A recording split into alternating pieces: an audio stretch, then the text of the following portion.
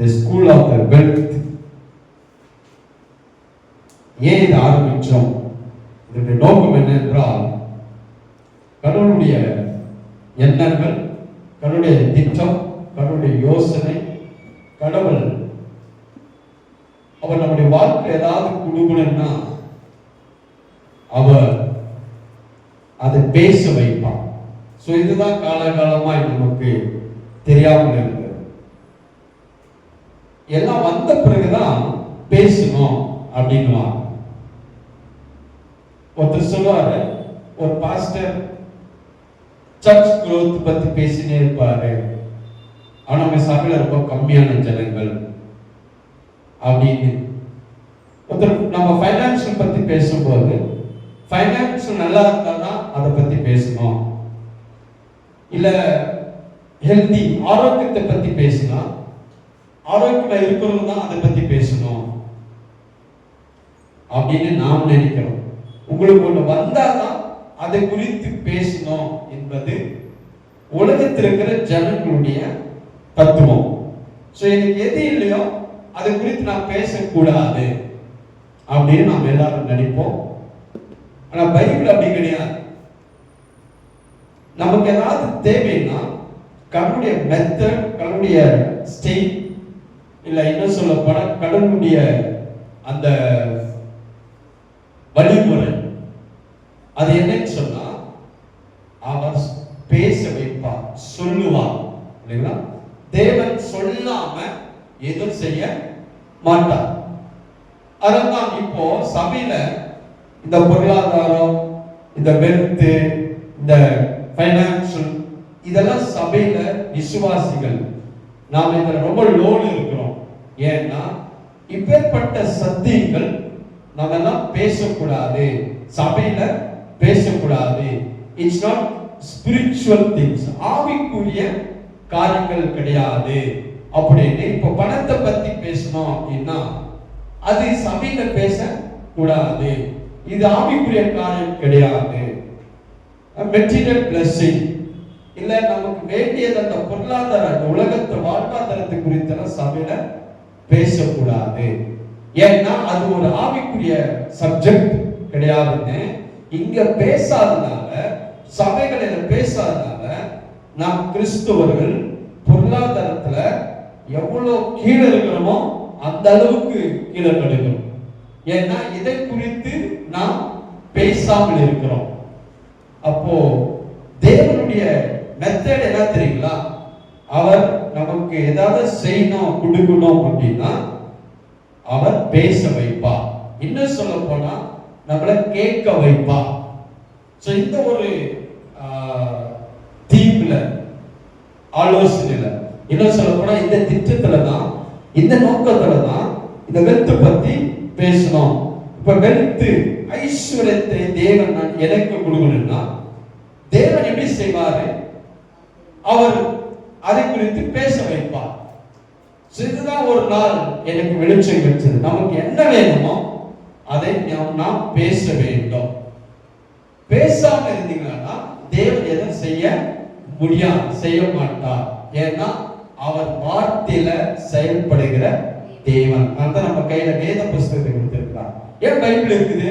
ஏதோ கடமைக்கு 2 சாப்டர், கடமைக்கு டெய்லி பைபிள் வாசிக்கணும், இல்ல பைபிள் படிக்கலாம், நீங்க ஏதாவது ஒரு காரியம் நடந்துரும் அப்படின்னு ஜனங்கள் பயத்துல பைபிள் படிப்பாங்க. அதுக்காக கொடுக்கப்படல. இது இருந்தா எனக்கு பாதுகாப்பா இருக்கும், ஒரு 2 வசனம் படிச்சுட்டு போனா இன்னைக்கு கர்த்தர் ஏதாவது செய்வாரு அப்படி அதற்காக பைபிள் கொடுக்கப்படவில்லை. பைபிள் கொடுக்கப்பட்டது தேவன் அவர் வார்த்தையில செயல்படுகிறார். இப்ப தேவனை நீங்க எங்க பார்க்கலாம்? அவருடைய வார்த்தையில பார்க்கலாம். இப்ப தேவன் எனக்கு உங்களுக்கும் இந்த ஐஸ்வர்யத்தை கொடுக்க விரும்புகிறார். அப்ப ஐஸ்வர்யத்தை கொடுக்க விரும்புகிற தேவன் இப்ப எப்படி கொடுப்பாரு? யாரோ கொடுப்பாரு கிடையாது, இல்ல வானத்திலிருந்து கொட்டுவார்களா கிடையாது, எந்த வழியில வரும் என்பதாக கிடையாது. நாம் நினைக்கிறோம் எங்க ஒரு நல்ல வேலை, நல்ல ஒரு உயர்வு, நல்ல ஒரு பொசிஷன், எங்கேயாவது கர்த்தருக்கு ஐஸ்வர்யத்தை கொடுப்பார். ஆனா அதெல்லாம் ஒரு சேனல்.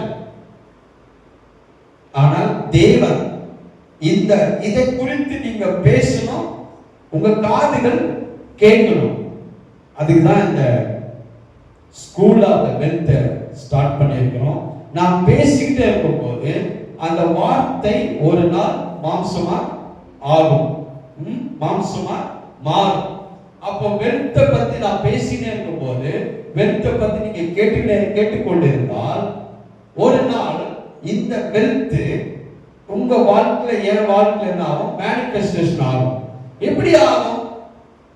அந்த எப்படி ஆகும் என்ற அந்த இதுல நான் போக கூடாது. ஆனா ஆகுமா? கண்டிப்பா.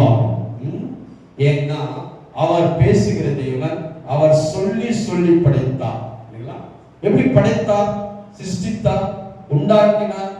அவர் சொல்ல சொல்ல நடந்தது. அதான் காட்ஸ் மெத்தட், காட்ஸ் பிரின்சிபல்ஸ். அப்ப நம்முடைய வாழ்க்கையில இந்த ஐஸ்வர்யம் வரணும்னா நாம் இதை குறித்து பேசணும், அவருடைய வார்த்தையை குறித்து பேசணும். இதை அவருடைய வார்த்தை நாம் கேட்க வேண்டும். அப்ப கேட்கும் போது நீங்க கேட்டுக்கிட்டே இருந்தா அதிகம் கொடுக்கப்படும் இல்லைங்களா? கேட்கிறவங்களுக்கு தான் அதிகம், நீங்க கேட்காம இருந்தா உங்களுக்கு கொடுக்கப்படாது. அதனாலதான் அந்த நோக்கத்திற்காக இந்த ஸ்கூல் ஆஃப் த வெல்த் கொடுத்திருக்கிறார். இப்ப நிறைய காரியங்கள் இதை பார்த்து கொண்டு வருகிறோம். நீங்க இதெல்லாம் நோட் பண்ணி இதை மெடிடேட் பண்ணி கொண்டே இருக்க வேண்டும். ஒரு வசனத்தை வாசிப்போம். யாக்கோபு ஜேம்ஸ் சாப்டர் 1 verse 17. யாக்கோபு 1:17 வாசிப்போம். வாசிங்க. யாக்கோபு 1ஆம் அதிகாரம் 17ஆம் வசனம். James chapter 1 verse 17. நன்மையான எந்த ஈவும் பூரணமான எந்த வரமும் பரத்திலிருந்துண்டாகி ஜோதிகளின் பிதாவினிடத்திலிருந்து இறங்கி வருகிறது. அவரிடத்தில் யாதொரு மாறுதலும் யாதொரு வேற்றுமையின் நிழலும் இல்லை. நன்மையான எந்த ஈவும் பூரணமான எந்த வரமும் பரத்திலிருந்து உண்டாகி பிதாவாய் ஜோதிகளின் பிதாவாயிடத்திலிருந்து இறங்கி வருகிறது. தேவனை குறித்துதான ஒரு வெளிச்சம். நன்மையான எந்த ஈவும் பூரணமான எந்த வரமும் எங்கிருந்து உண்டாகிறதா? ஜோதிகளின் பிதாவிடத்தில், பரத்திலிருந்து உண்டாகி ஜோதிகளின் பிதாவிடத்திலிருந்து. அப்போ அந்த நன்மையான அந்த எந்த ஈவும் பூரணமான எந்த வரமும் தேவனிடத்திலிருந்து, பிதாவிடத்திலிருந்து உண்டாகி வருகிறது. அப்போ அதுதான் இந்த ஆரம்பிச்சோம். வெல்த் யார் கொடுக்கிறதுன்னா பிசாசு கிடையாது. God gives the wealth. ஐஸ்வரியத்தை கொடுப்பது யாரு? தேவன். ஐஸ்வரியத்தை கொடுப்பது யாரு? தேவன்.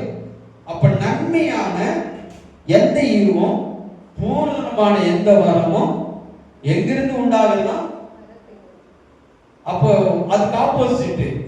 இப்போ ஒருவேளை கெட்ட காரியங்கள், பேட் திங்ஸ், ஈவில் திங்ஸ், தீமைகள், வறுமை, வியாதி, போராட்டம், கஷ்டம், துக்கம், அதெல்லாம் எங்கிருந்து வரதில்லை? தேவனிடத்திலிருந்து. ஆனா நாம என்ன நினைக்கிறோம்னா, எல்லா கஷ்டமும் எல்லா பிரச்சனையும் யார் தான் கொடுக்கிறது? கர்த்தர் கொடுக்கிறாரு. வியாதி, வறுமை, வாழ்க்கை இருக்கிற கடன், கஷ்டங்கள், கண்ணீர்கள்லாம் தேவன் கொடுக்கிறாருன்னு விசுவாசிக்கு நம்ப ஆரம்பிச்சிட்டாங்க. தேவன் கொடுக்கிறவர்கள தேவன் ஒன்று கொடுக்கிறார். நன்மையான எந்த ஈவும் பூரணமான எந்த வரமும் பரத்திலிருந்து உண்டாகி ஜோதியின் பிதாவிடத்திலிருந்து இறங்கி வருகிறது. சோ தேவனிடத்திலிருந்து நன்மைதான் வரும். எந்த தீமைக்கும் கர்த்தர் காரணர் இல்லை. அதனால புரிஞ்சுங்க. ஏன் நமக்கு இந்த வாழ்க்கை இருக்கிறோம், ஏன் ஒரு லெவல்ல வாழ்றோம், ஏன் ஒரு லோ லெவல்ல வாழ்றோம்னா, நாம் ஆராதிக்கிற நம்முடைய தேவனை, அந்த தேவனை நன்மையை ஈவும் பூர்ணமான வரும் அவரிடத்திலிருந்து வருகிறது. அப்படின்னு நாம் நம்பவில்லை. நமக்கு அப்பேற்பட்ட ஒரு சத்தியம் நமக்கு சொல்லவில்லை. அப்ப தேவனை நீங்க எப்படி பாக்குறீங்க? இது ஆரம்பிக்கும் போது அப்படிதான் ஆரம்பிச்சேன். தேவனை நீங்க எப்படி பாக்குறீங்க?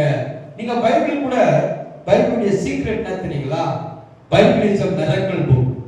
Bible is a miracle book. நீங்க பைபிள் எப்படி படிக்கிறீங்க? எந்த நோக்கத்துல படிக்கிறீங்க? எந்த காரணம் எப்படி நீங்க படிக்கிறீங்க? அந்த வியூல படிச்சீங்கன்னா பைபிள் அப்படியே உங்களுக்கு தெரியும். பைபிள் ஒரு ஏழை தரித்திரம் அந்த மைண்ட்ல படிச்சீங்கன்னா உங்களுக்கு வசனம் எப்படிதான் கிடைக்கும்? தரித்திரமா தான் உங்களுக்கு நிறைய வசனம்லாம் கிடைக்கும். மரணம் அப்படின்னு நீங்க அந்த வியூல படிச்சீங்கன்னா பைபிள் கூட எப்படிதான் தெரியும்? மரணத்தின் காரியங்களாகவே தெரியும். கடன், வியாதி அந்த வீட நீங்க பைபிள் படிச்சீங்கன்னா பைபிள் உங்களுக்கு அப்படியே தெரியும். பைபிள் உங்களுக்கு அப்படியே தான் தெரியும்.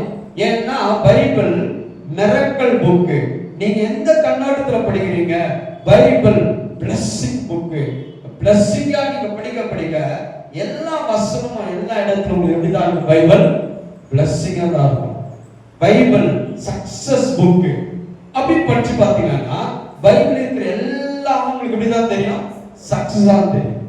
பைபிள் அந்த வசனங்கள் ஐஸ்வர்யம் நிறைந்திருக்கிறது, செல்வங்கள் நிறைந்திருக்கிறது, இது செழிப்பு நிறைந்திருக்கிறது, இது ஆரோக்கியம் நிறைந்திருக்கிறது, வெற்றி நிறைந்திருக்கிறது. அப்படி நீங்க படிக்க ஆரம்பிச்சீங்கன்னா பைபிள் உங்களுக்கு அப்படிதான் தெரியும் இல்லைங்களா? பைபிள் படிக்கிற விதத்தை நீங்க எந்த மைண்ட் செட்ல படிக்கிறீங்களோ அப்படிதான் பைபிள் உங்களுக்கு தெரியும். நீங்க அழுது ஜெபம் பண்ணி பைபிள் படிச்சுனீங்கன்னா உங்களுக்கு பைபிள் எப்படி தெரியும்?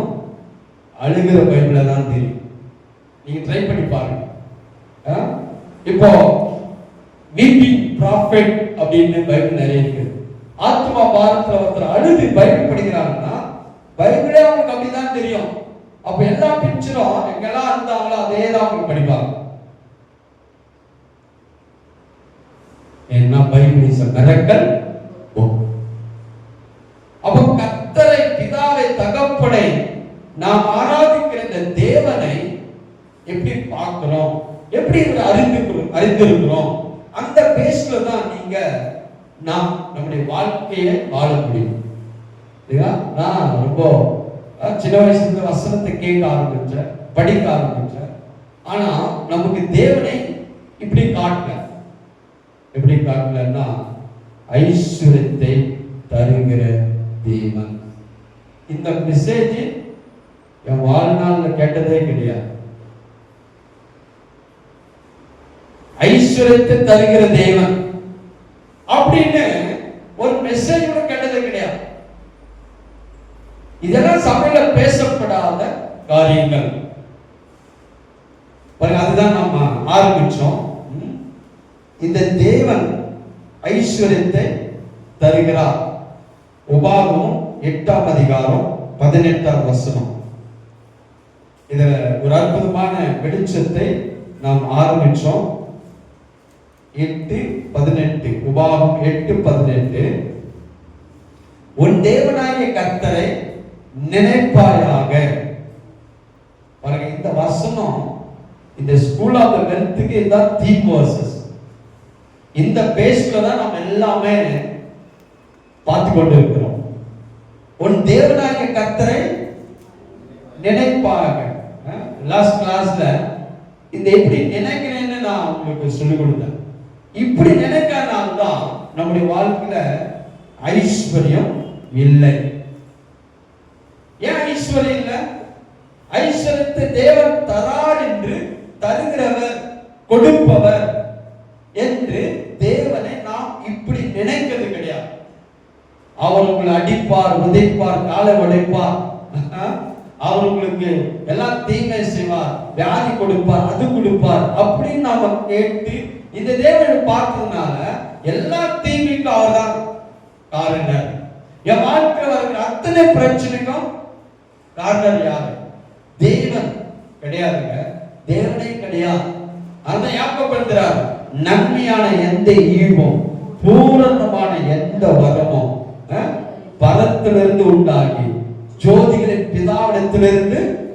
கேள்வி வருகிறது. அப்ப ஏன் நன்மையும் ஆசீர்வாதத்தையும் தேவன் தரார், ஐஸ்வர்யத்தை தேவன் தரார். தேவனாகிய கர்த்தரை நினைக்கணும். இப்படி நினைக்காதான் நம்முடைய வாழ்க்கையில நிறைய போராட்டங்கள், பிரச்சனைகள். கர்த்தரை நினைக்க நமக்கு யாருக்கு சொல்லி கொடுக்கல. பாருங்க, நீங்க எந்த வசனத்துல எந்த இடத்துல போதனை கேட்டீங்களோ அப்படிதான் வளர்ந்தீங்க. நான் எந்த போதனை கேட்டனோ அந்த போதனை தான் வளர்ந்தோம். நமக்கு எதை நம்ம கேட்கிறோம், அதனால்தான் கேட்கிறதுல ஜாக்கிரதையா இருந்து இயேசு சொன்னார். ஏன்னா நீங்க கேட்கும் போது, நீங்க கேட்கிற விதத்தை கவனிங்கன்னு சொன்னார். கேட்கும் போது அது நம்முடைய வாழ்க்கையில வந்துடும். ஆனா கேட்பதை ஜாக்கிரதையா இருக்கணும். எதை கேட்கிறீங்க? வாழ்நாளெல்லாம், தினத்தோறெல்லாம். அப்ப இந்த போதனை நாம் கேட்கறதுனால்தான் இந்த தேவனாகிய கர்த்தரை இப்படி நினைக்காதனாலதான் வாழ்க்கையில குறைகள், பிரச்சனைகள், போராட்டங்கள், தோல்விகள் இதுல வாழ்ந்து கொண்டிருக்கிறோம். குறைகளை வாழ்ந்து கொண்டிருக்கிறோம். இரண்டு சொல்றாரு, அவரே உன் பிதாக்களுக்கு ஆணையிட்டு கொடுத்த உடன்படிக்கையை உறுதிப்படுத்தும். நான் லாஸ்ட் சொன்னேன்,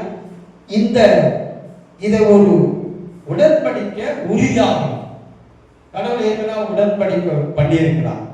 இப்ப அந்த உடன்படிக்கை உறுதியாகணும்னா நீங்களும் நானும் ஐஸ்வர்யனா இருக்கணும். இப்ப ஐஸ்வர்யம் இருந்தாதான் அந்த உடன்படிக்கை என்ன ஆகும்? உறுதியாகும், எஸ்டாப்ளிஷ் ஆகும். அப்ப கடவுள் ஒவ்வொரு விசுவாசியும் பார்க்கிறார், ஒவ்வொரு தேவ பிள்ளைகளை பார்க்கிறார். பார்க்கும்போது இவர்கள் லோ லெவல்ல பாருங்க, அந்த கெட்ட குமாரனுடைய வாழ்க்கையில பார்த்தா அவன் தகப்பனை விட்டு தூர தேசத்துக்கு போய் துர்மாத்மா வாழ்கிறான். அவன் நிர்வாணியா இருக்கிறான், பசி இருக்கிறான், பசியிலும் பட்டினியிலும் சாகிறான். அப்போ இதை பிதா பார்க்கும்போது, தகப்பன் பார்க்கும்போது தகப்பன் சந்தோஷப்படுவாரா? பண்ணல. ஆனா தகப்பன் எப்போ வருவான் என்று அவன் எதிர்நோக்கி அவனை பார்த்து கொண்டிருந்தான். இப்ப தகப்பன் என்னன்னா, ஏன் பிள்ளை ஏன் இவன் இந்த அளவுல வாழணும், ஏன் இந்த மாதிரி ஒரு சூழ்நிலை வாழணும், ஏன் அவர் இந்த பிரச்சனை இருக்கணும்? அவன் யாரு? அவன் என்னுடைய பிள்ளை. அவன் அப்படி இருக்க வேண்டிய அவசியம் இல்ல, இருக்க வேண்டிய நிலை கிடையாது. அவன் ஏன் பிள்ளை? அந்த மாதிரிதான் ஒவ்வொரு விசுவாசி தேவன் பார்க்கிறார். இப்ப என்ன பார்க்கிறார்? இப்ப நான் கடல்ல, குறவிலோ, இல்லாமலோ, வறுமையில இருக்கும்போது தகப்பன் என்னை பார்த்து நீ ஏன் இருக்கணும்? ஒரு விசுவாசியை பார்த்து ஏன் நீங்க இருக்கணும்? ஏன்னா நீங்கள் ஐஸ்வர்யா இருக்கும்படி ஒரு உடன்படிக்கை நான் பண்ணி இருக்கிறேன்.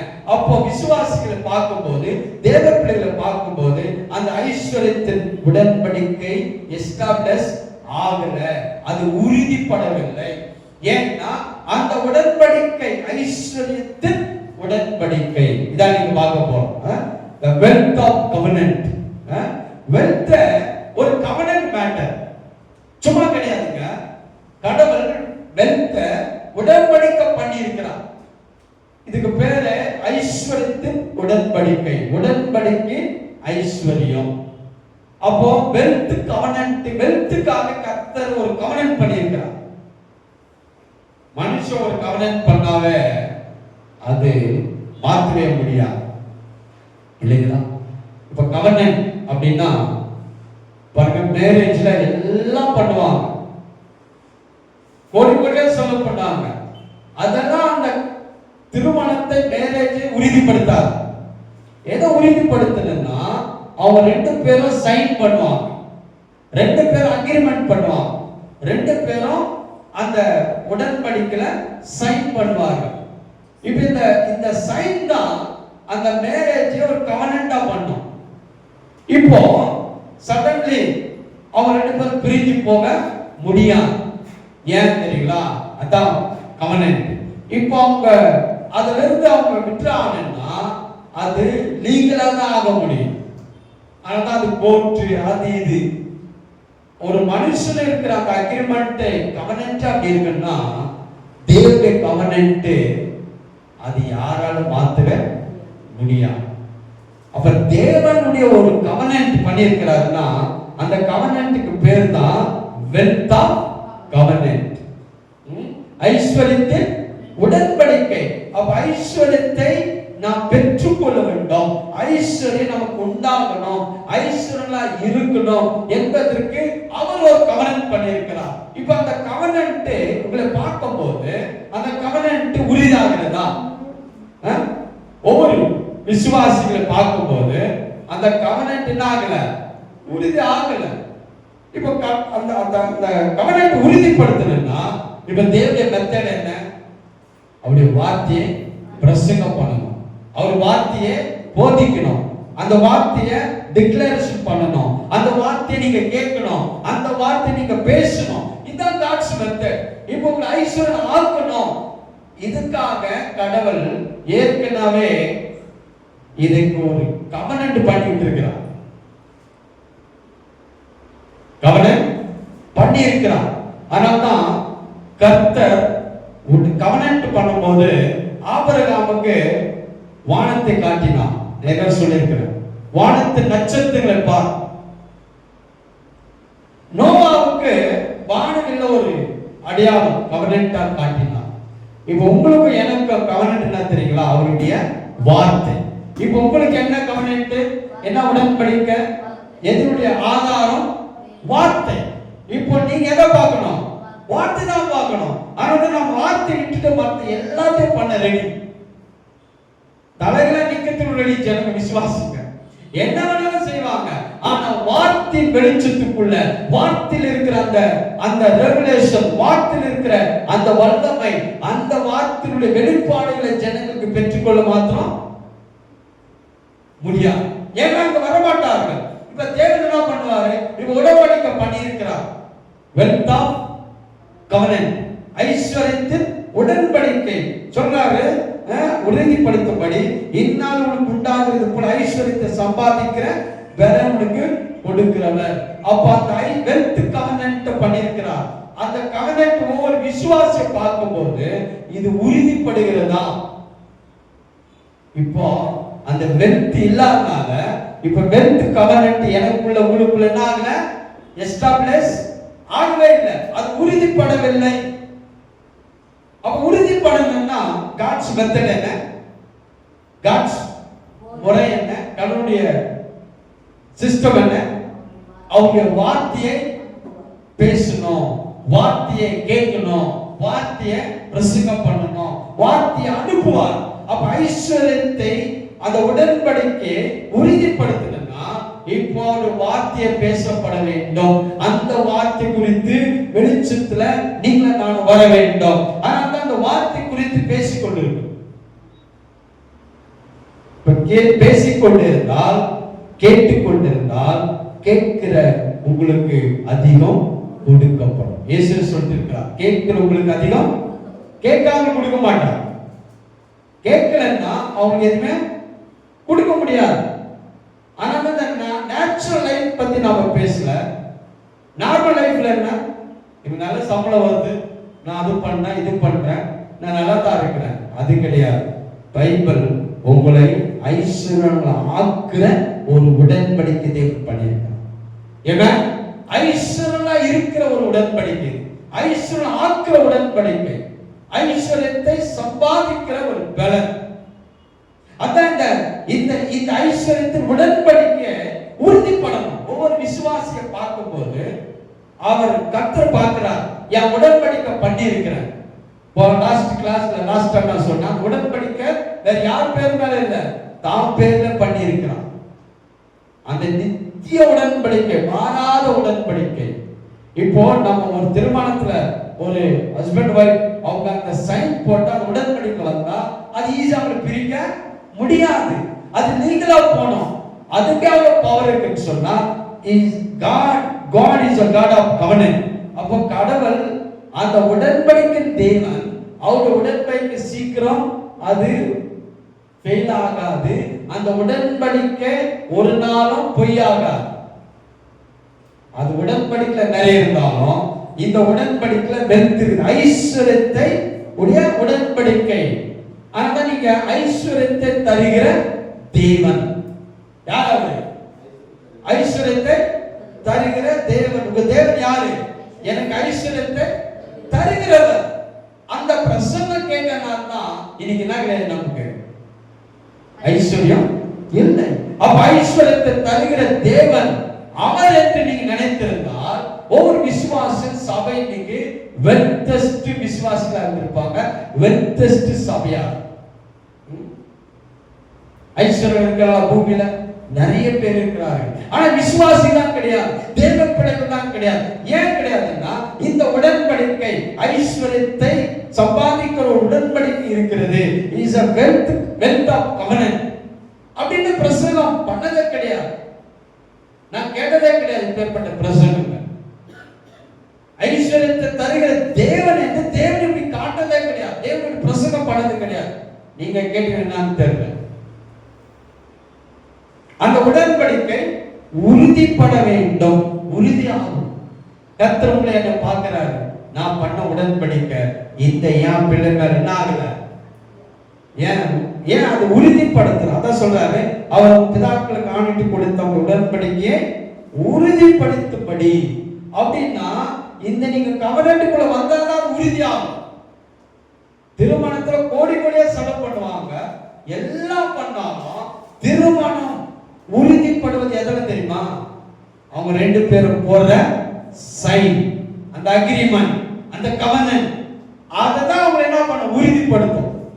அது பண்ணலன்னா அவன் என்ன பண்ணியிருந்தாலும், என்ன கோடி கோடியா செலவு பண்ணியிருந்தாலும் அந்த மேரேஜ்ல கவர்னன்ட்ல உறுதி படாது. ஒரு சின்ன சைன்ல தான், ரெண்டு பேரும் போடுற சைன்ல தான் அவங்க மேரேஜ் கவர்னன்ட் உறுதிப்படும். இப்ப டிக்ளேர்ஸ் பண்றாங்க ஹஸ்பண்ட் அண்ட் வைஃப். அப்ப உங்களை என்ன கர்த்தர் பார்க்கிறாரு, அந்த உடன்படிக்கை உறுதி ஆகல. ஏன்னா இது எதனுடைய உடன்படிக்கை? ஐஸ்வர்யத்தின் உடன்படிக்கை. இப்ப எனக்கு ஐஸ்வர்யம் இருந்தா தானே அந்த ஐஸ்வர்யத்தின் உடன்படிக்கை உறுதிப்படுத்த முடியும். இப்போ நீங்க ஒரு கம்பெனில போயிட்டு இன்டர்வியூ அட்டெண்ட் பண்ணிட்டு உங்களுக்கு இவ்வளவு சேலரி கொடுக்குறாங்க, 1 லட்சம் சேலரி, இப்போ அது லெட்டர் கொடுத்துருக்காங்க, நீங்க வேலை செஞ்சுட்டு 1 லட்சம் ஒரு மாசத்துக்கு கொடுத்தாதான் அது உறுதியாகும். நீங்க 1 லேக் சம்பளம் வந்தாதான் அந்த அக்ரிமெண்ட், அந்த நீங்க இன்டர்வியூக்கு இல்ல அப்பாயின்மெண்ட்டுக்கு என்ன ஆகும், உறுதியாகும். அந்த மாதிரிதான் ஒரு விசுவாசி ஐஸ்வர்யம் இருந்தாதான் ஐஸ்வர்யத்தின் உடன்படிக்கை உறுதியாகும். புரியுதுங்களா? ரொம்ப டீப் சப்ஜெக்ட். நீங்க ஏதோ கேட்டு உள்ள போகாது.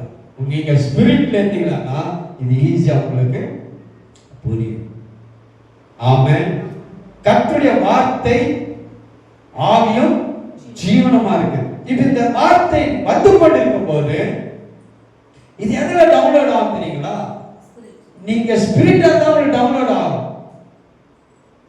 நிறைய பேருக்கு இது ஏன் அவ்வளவு ஒர்க் ஆகலைன்னா அவங்க இந்த வார்த்தையை எதுல ரிசீவ் பண்ணது கிடையாது, ஸ்பிரிட். ஆனால் தான் காலகாலமா இந்த பிரச்சனை அவர்கள் வாழ்ந்து கொண்டிருக்கிறார்கள். ஏன்னா வார்த்தை என்பது ஒரு உலகம் இல்லைங்களா? Word is a world. அது ஒரு உலகத்துக்குள்ள. இப்ப நீங்க அந்த உலகத்துக்குள்ள போனா நீங்களா அந்த உலகமா மாறணும். இப்ப வார்த்தையில உலகத்துக்கு உங்களுக்குள்ள போகுதுன்னா அது spirit. Word is a spirit. அப்ப நீங்க எதுல கேட்கணும்? அந்த ஸ்பிரிட்ல கேட்டீங்கன்னா இது எப்படின்னா ஒரு லைட் போடுற மாதிரி. இந்த ஐஸ்வர்யம் உங்களுக்கு எனக்கு எப்படி வரும்னா சொல்ற பாருங்க. தொடர்ந்து இது கேட்டுக்கொண்டே இருக்கும் போது ஒரு நாள் வெளிச்சம் அடிக்கும், ஒரு நாள் உங்களுக்கு லைட் அடிக்கும். அந்த நேரம் தான் உங்களுக்குள்ள ஐஸ்வர்யம் வராது. அதுக்கு என்ன பண்ணணும்? இந்த வார்த்தை, இந்த உடன்படிக்கை ஐஸ்வர்யத்தின் உடன்படிக்கை வார்த்தை நீங்கள நானும் சொல்லுங்க கேட்டுக்கொண்டே இருக்கணும், பேசிக்கொண்டே இருக்கணும். ஏன்னா